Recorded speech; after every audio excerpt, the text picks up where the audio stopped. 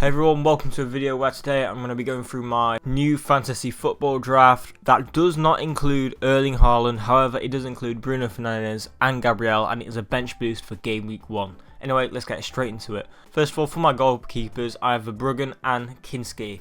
Now, Verbruggen last season, he was a very good goalkeeper. He was one of the top scoring goalkeepers. I think Brighton's defence will be quite good this season, especially since they've signed people like Vuskovic. And then Kinski as well, I expect under De Zerbi Spurs to have a much better defence this season. So that's why he's in my team. They have also signed like 3 new defenders. They've signed Robertson, Van Heck and Senesi.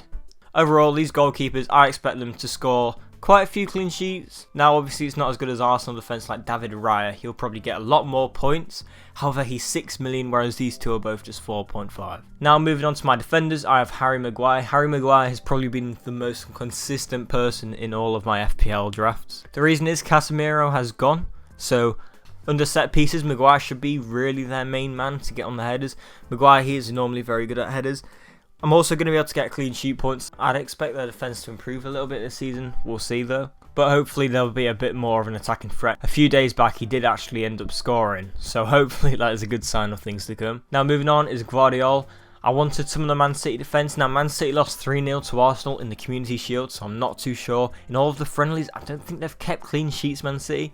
So I'm not too sure. He could be subject to change. But Guardiola, he's got a bit of an attacking threat. He gets himself in good positions, you know, to get goals and assists. So that's why he's in my team. A few years back, he was a really good defender to have as well. Now finally, it's Gabriel. The reason is, now you could have people like Mosquera or Hincapié or Calafiori. Gabriel is the most nailed defender because Saliba and Timber are injured. They'll come back. And then the left back position will be being rotated.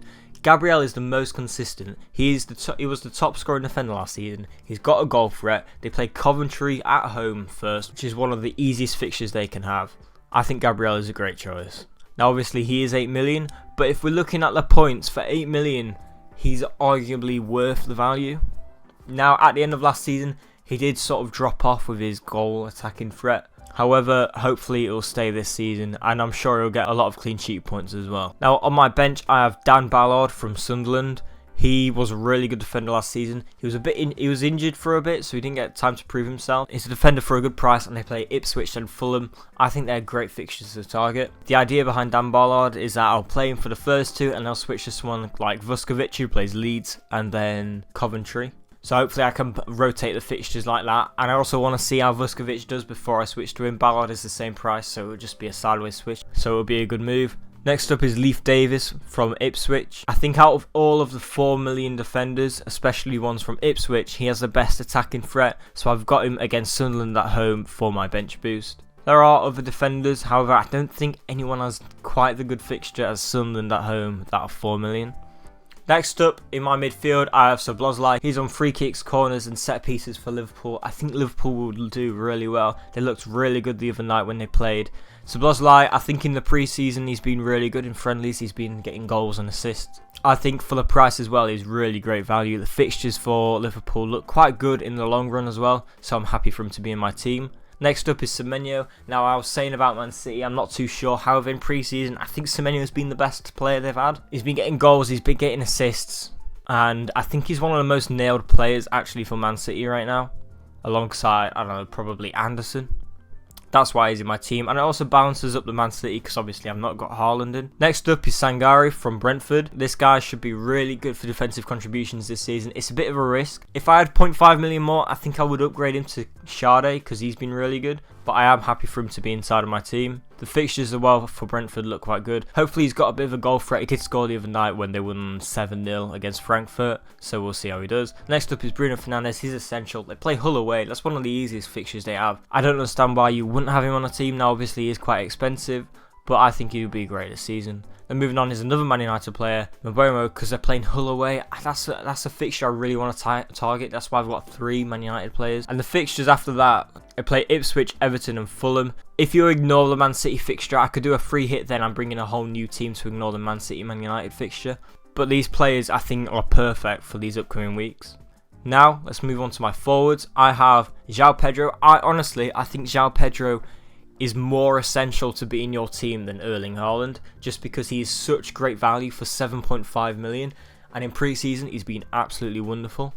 Chelsea's fixtures in the first 5 are quite good if you ignore the Arsenal fixture. Hull at home is arguably the easiest fixture you can have, so he'll probably be my captain then, and I'm sure he'll get a good return from it. My other forward is Alexander Isak. Now that has been my replacement instead of Haaland. I end up saving about 6.5 million, which I've invested back into my team. Now Isak obviously didn't have a good season last season. However, the first 5 fixtures for Liverpool again look really good, and he's going to be their first choice striker because Ekitike is injured for now. I think Alexander Isak could easily score over 20 goals this season like he did the 2 seasons prior to the last one. We'll just see how he does though. And then on my bench is Calvert-Lewin. Calvert-Lewin is probably the safest option for a 6 million forward. He was good last season. He got 14 goals and 2 assists. I don't see why you wouldn't have him. The fixtures for Leeds look good as well. Now if you want a differential, you could go with Wissa or Igor Jesus or someone like that. However, I've gone with Calvert-Lewin just because I like the fixtures. So guys, that is my team. I will be bench boosting in game week 1 because the fixtures on my bench look really good. It means I can get it out of my way and ignore it. Now there is no Haaland.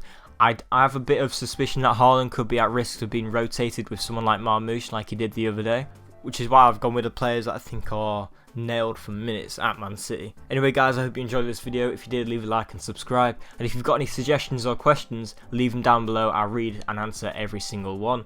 Anyway, I'll see you all later. Bye.